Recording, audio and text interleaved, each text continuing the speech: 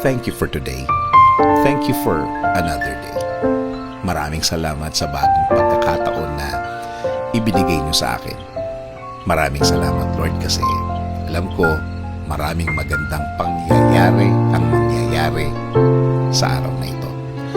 Alam ko na puno ng pagpapala ang araw na ito. Maraming magagandang pangyayari ang ibibigay niyo sa akin.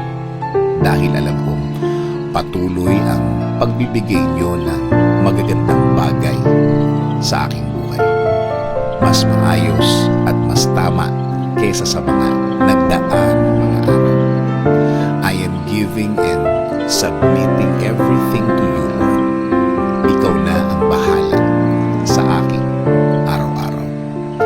Patuloy mo akong i-lead sa aking buhay. Patuloy mo akong bigyan ng guidance. Alam kong patuloy mong ilalagay ang mga bagong opportunity sa aking buhay, Lord.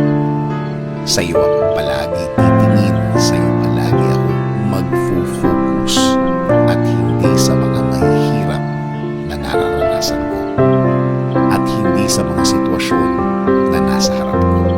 Sa mga bagay na kung iisipin ko, Lord, ay malulungkot lang ako at iisiping bumigay.